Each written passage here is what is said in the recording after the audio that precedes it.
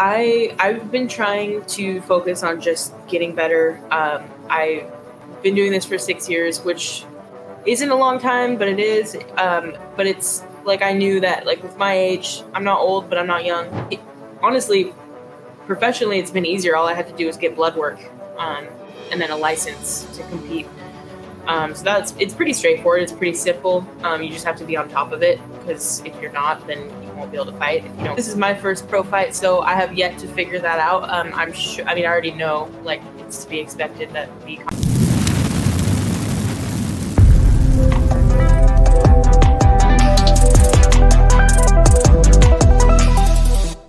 All right, guys, this is Crazy Kev here, and I'm here with Ali Pellegrini. Ali, how are we doing? Doing good. How you doing? I'm doing good, Ali. I can't complain. And Ali, you got a fight coming up. Talk us a little bit more about this matchup and how things are going with you. Yeah, I think it's a really good matchup. I was happy when I saw who they matched me up with. Hadn't followed her before, but she's a good striker, and so am I. So I think it's going to be a really good matchup. We've been working on being pretty well-rounded for this fight and just ready for whatever. So I'm really excited. Yeah, and I think you should be. And with that being said, I mean, with this being your pro debut, I mean, you're facing somebody that has a couple fights in the pro scene already. I mean, what do you think is maybe the biggest difference from the amateur scene to the pro scene? Well, I like you said, this is my first pro fight, so I have yet to figure that out. I'm sure. I mean, I already know like it's to be expected that the competition level is going to be much higher, so I'm prepared for that. But that's what I've wanted for a long time. I've wanted to test myself a little bit more. So I think, now is a great time. I'm ready for it. I think, again, the 5-minute rounds, that's going to make a difference. But also that this fight is in Colorado, in Denver, at 5,000 feet elevation. I've been really doubling down on cardio. So I'm not even worried about 5-minute rounds or the altitude or anything like that. But that is definitely going to be a huge difference from the amateur days. So, yeah. Yeah, well, that's definitely a good point that you mentioned about the rounds and definitely with the altitude as well, too. Now, with you mentioning you're training a lot with your cardio, I mean, what are you kind of doing in the gym to kind of double down on your cardio to make it the best version of you? Well, I'm running every day, minimum 2 miles. I've been all of my cardio session running, and then also the Airdyne bike. That's like non-negotiable. Doing that every day as well, and I'm doing that with the resistance mask, one of those like elevation masks that makes it really hard to breathe. So that has been a game changer. It sucks, like it really sucks, but I can't even tell you the difference in my cardio since I started using it. So just lots of cardio, making any kind of changes I can that are going to help. And then also just like the intensity level of fight camp. We always have intense fight camps and just do a lot of rounds, lots of sparring, lots of drilling. So just everything's been really intense for this fight camp. Fair enough. Okay, that makes sense. So when you're in fight camp, what kind of music gets you pumped up when you're in there training? Oof, that's tough. Well, the other night in fight practice, we were listening to NSYNC. So, but we listen to everything from just like EDM, rock, rap, everything. We've got some crazy playlists at our gym. Okay. All right. Fair enough. That makes sense. And when it comes to you and your walkout, like, do you plan that at all? Does it just kind of go with the flow? I mean, how's that kind of work?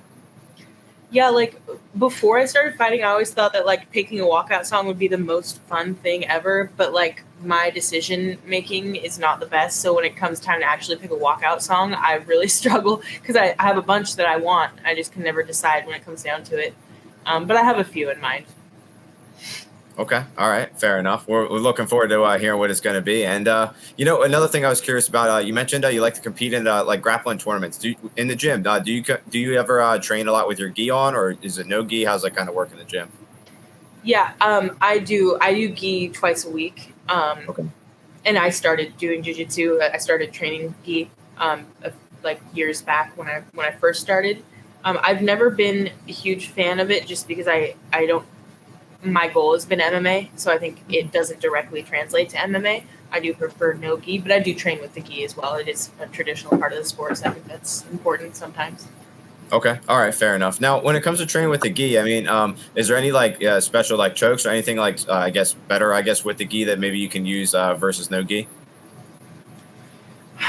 For me, I think I do better in no-gi. I don't know if Okay. it's just because I'm like, I don't like it. I'm like, feel like I've got too many clothes on. Like it's hot. It's just, they get in the way. Like I get caught with my long limbs. Like I have long legs. So I always get caught in people's gis and stuff.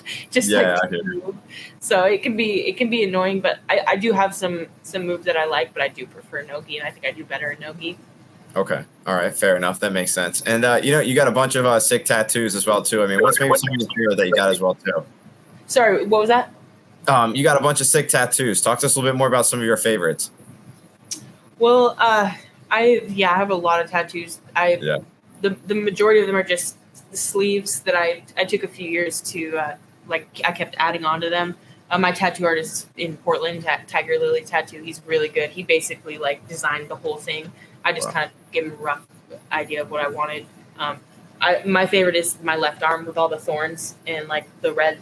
I like the red and black. Red and black is my favorite. But my tattoos don't have any like super deep meanings. I just like tattoos. Okay. All right. Fair enough. So it took you 3 years, you said, to kind of get all sleeved up on both sides? Roughly, I believe so, yeah. Wow. That's incredible. That's definitely pretty cool. And I see your dog has made a couple of appearances. What's your dog's name, and how long have you had your dog for? That's Billy. She's about a year and a half. I've had her for about a year and a half. She's a Labradoodle. She likes to be the center of attention, so this is hard for her.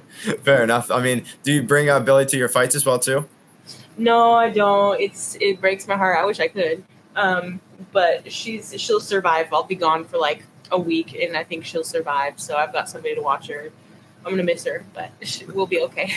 Right. No, fair enough. That makes sense. And getting back into training and stuff too. I mean, you did a little bit of Muay Thai as well too. I mean, talk to us more about how you kind of got into Muay Thai in your first couple of times with that. Yeah, so like when I started training, I was initially interested in boxing and kickboxing. I didn't know anything about MMA or Muay Thai or anything. I just found a kickboxing gym and it ended up being a Muay Thai gym. That was back when I was living in Portland, Oregon. So I started that quite a while ago. And then I got consistent with it about 6 years ago. That's when I started really being consistent with my training. And so Muay Thai was where I got my start in martial arts. And once I kind of got into that, I found out more about the MMA world, and that's when I really gained an interest in MMA. So that pretty much from the start has been the goal is MMA, but with commissions and regulations and stuff like that, it's actually a lot easier to get Muay Thai fights. So my first like 5 or 6 fights were Muay Thai, and I love Muay Thai. It's definitely my favorite. But I was trying to get more MMA fights throughout that whole time. I just ended up getting more Muay Thai fights. That's just how it worked out. So. Okay. All right. Fair enough. That makes sense. So when it comes to MMA fights, I mean, talk to us a little bit more about the behind the scenes when it comes to like that paperwork, the medicals. I mean, what do you kind of have to go through as a fighter before you get your fight actually booked? Yeah, it depends on the state. But like as far as honestly, professionally, it's been easier. All I had to do was get blood work and then a license to compete. So it's pretty straightforward. It's pretty simple. You just have to be on top of it, because if you're not, then you won't be able to fight if you don't get it in by a certain time. But then there's like Oregon is a little bit more difficult. You have to get like vision, all kinds of medical, like full medical and blood work and everything like that. It's not too complicated though. Okay. All right. Fair enough. That makes sense. Now, when it comes to Invicta, I mean, were you expecting to get the call so early in your amateur career, or did you think maybe it was going to take a couple more fights? Well, I've been trying to focus on just getting better. I've been doing this for 6 years, which isn't a long time, but it is. But it's like I knew that like with my age, I'm not old, but I'm not young. So I have a window here where if I really focus and I really work hard, I think I can make it big pro. But I didn't want to focus too much on that. I just wanted to focus on getting better. So I didn't know much about what was going on behind the scenes while I was competing as an amateur. I just knew that I was working towards it.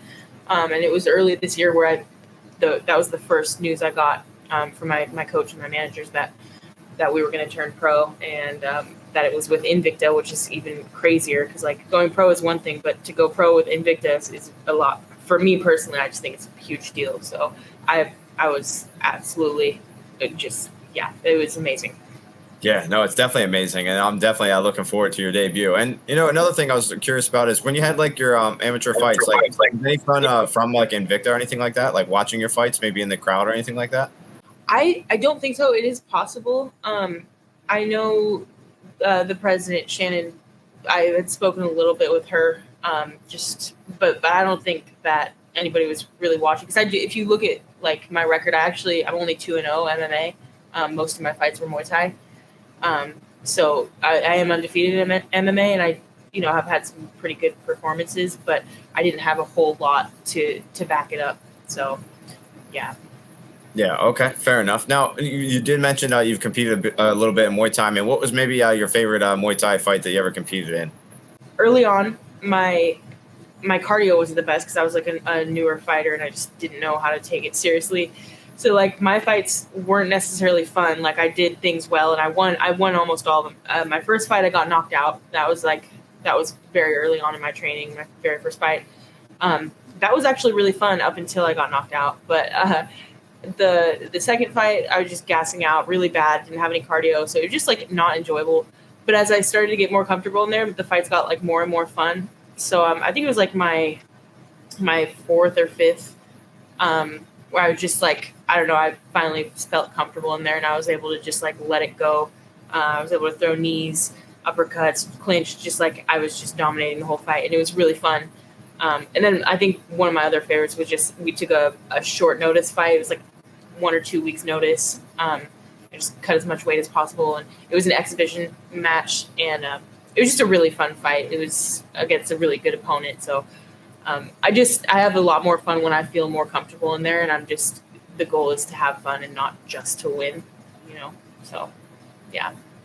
Yeah, no, that definitely makes sense. So when it comes to your Invicta debut, do you think you're going to be pretty comfortable in there too, or do you think you're going to have a little bit of nerve or a little bit of both? I definitely put a lot of pressure on myself for any fight, but this one being, since this is what I've worked, this is what I've wanted my whole life. So there is obviously going to be a little bit more pressure on this one, but I have been reminding myself throughout this entire fight camp just to enjoy the moment, enjoy the process, and that's what I'm going to try to do in the cage and just have fun. Yeah, and obviously plan. So. Yeah, no, 100%. And we're looking forward to you using that game plan. And another thing I was curious about is, obviously you conquered one of your goals and now going into Invicta, but now what's maybe some of your other goals that you may have in the future for MMA? Yeah, I want to stay active.